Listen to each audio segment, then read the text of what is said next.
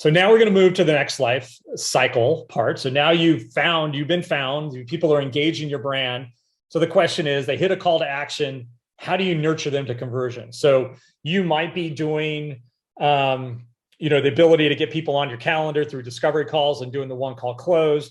You might be having people download white papers, and then you're sending a series of emails and texts following up. They might be showcasing case studies or reviews, some life event issues. They have links to your calendar to schedule that one call close discovery call, right? So you have to realize that humans don't always make the best choice when they're buying things, okay? Or even deciding whether to do anything at all. I mean, the easy answer is I don't have to do anything, right? So humans don't always make the best choice. They want to minimize their risk and not make a bad choice, okay? So that's why the best brands, the best professionals aren't always getting the most business.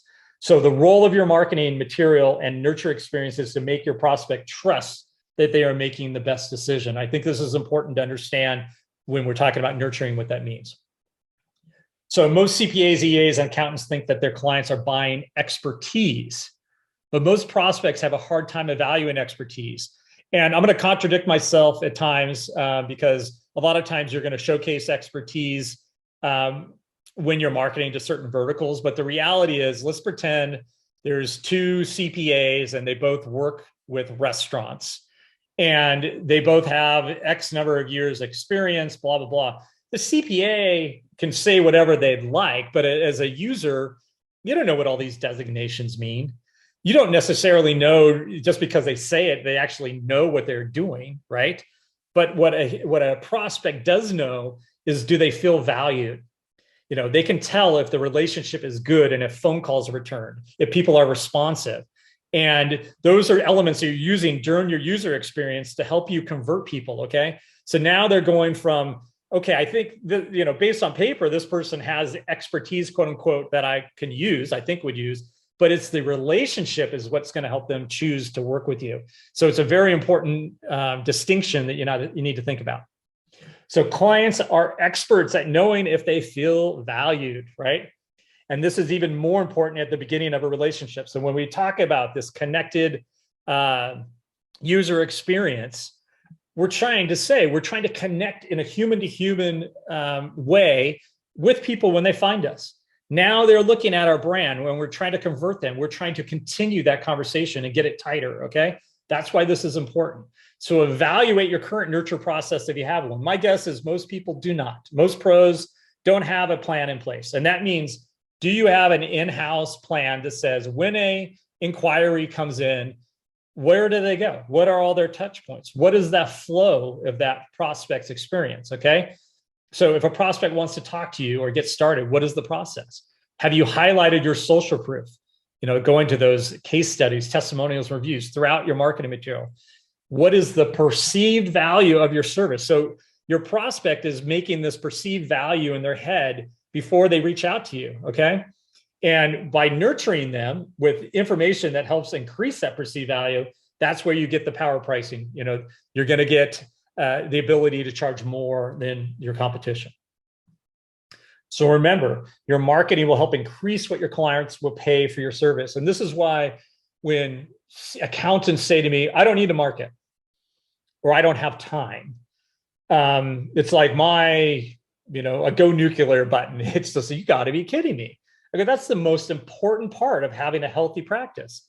And if you're using a great user experience, you're going to make more money, and most likely you can work with fewer clients. You can, have more free time.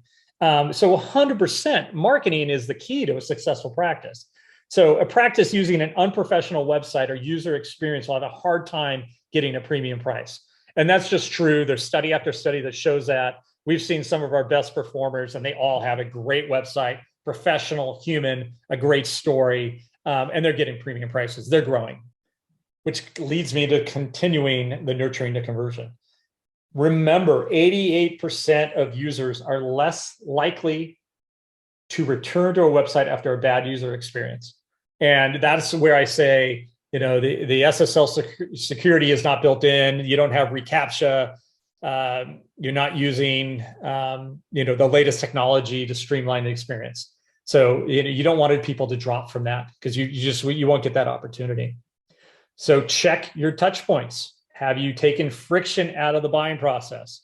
Meaning, how easy is it for prospects to go to buy, okay, or to contact you? So just look at, this is another thing. Look in the mirror. Look at your, would you hire you? Would you, if you came to your brand, can you go on your website and figure out how that person would connect with you? And I think that's important. Do you show photos of yourself, your staff, your office prominently through throughout your site? These are going to be important things when building. You're selling the invisible. You're building a human relationship. You need to be human, okay? And this is a big takeaway. If you're still doing DIY and you want to improve your user experience, start putting photos of. It could be your pets. It could be you. I don't care. You don't think you're that photogenic. We use a company called Snapper. I think it's with 2 P's and an R to do photo shoots. Really cost effective. But it's a great way to get some highly professional, and even the iPhone 13's camera is so incredible. You have no excuse not to getting some nice photos on your sites. Now I want to talk about a little bit more of opportunities when you're converting. So you've been found, right? So you're getting traffic to your website. That's great, but not all that traffic occurs 8 to 5 or when you're working. And people work all hours now. They're in different time zones. They're doing, they travel. They're mobile. There's all kinds of things. So there is Chatbot Technology. We have this for our VIP clients, and it's a way to capture leads and even answer simple questions off hours. We, as CountingWorks Pro, we use Intercom as a higher end solution. But the reality is this helps you capture leads when you're not available, okay? So to use nurture campaigns to follow up with these leads once you've captured them. So realize not everyone is an intent buyer. So when we talk about nurturing, this is a sequence of contacts. So it could be one text message, it could be multiple text messages, or a text and emails. Are you creating campaigns to different lead types? So meaning if you're looking for expat taxes, do you put them in a nurture sequence that hits them up, that talks about how you help expats with their taxes, right? And this could be sharing some case studies. If it's a specific foreign country that they're working in, different laws. Those are just some different examples. Do you make it easy so that someone could schedule a free discovery call with you from your website? Do you make your calendar available? We use teleaccount. We have our own web-based virtual meeting tool. We integrate a lot of our other tools, which I'll call like our document sharing, the ability to capture an ID. There's a lot of things, but Zoom obviously is another option. There's a bunch of tools, but are you using that? Are you using this technology to take the friction and help it make it easier for you to convert people, get them to stop searching and go to you to become a client? So I mentioned the one call close webinar. I don't have time, obviously, in this presentation to go through all the details, but we did a separate webcast. I highly recommend, again, Googling the one call close CountingWorks Pro, or go to CountingWorks Pro. We have a section where we have our webinars and resources, or even go to YouTube and find this in the CountingWorks Pro YouTube account. But basically, these are the steps in a very simplified, quick way of just understanding what a one call close is. The object here is to qualify you and the client. So does that client want to work with you? Do you want to work with that client? So you want to do some homework before you talk to them. Google them. If it's a business, you want to understand who they know, what they do. You might have some friends in common, and guess what? Or colleagues in common. That's part of building a rapport, right? You're making it personal now. You're not making it feel like someone's being sold. And when you're doing this, you start asking open-ended questions. And we give a list of open-ended questions, suggestions that you can utilize. And if you do this, you ask these, 2 or 3 open-ended questions. All you're doing is sitting back and listening.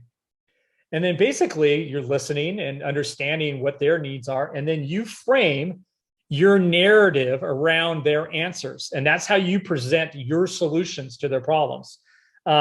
We do suggest at some point creating like a proposal tool, different ways to create proposals. There's a lot of software out there. We're developing our own that will make it even more professional. That will be kind of at the end of the conversion discussion here. But you can use that proposal tool to help you overcome objections. So present your solutions, have some common objections that they use, have it written down, have it so you are nailing the responses. And once you do that, The biggest issue here is ask for the sale. We find most accountants are too shy or bashful to ask for the sale. And if you do this during a 15 to 30-minute call, you will be able to qualify clients. So you're working with those you want to work with. If they don't work out, if it doesn't seem like a match, you can refer them to others. And that brings goodwill in itself. You'd be surprised how many people that you didn't work with actually refer you to others.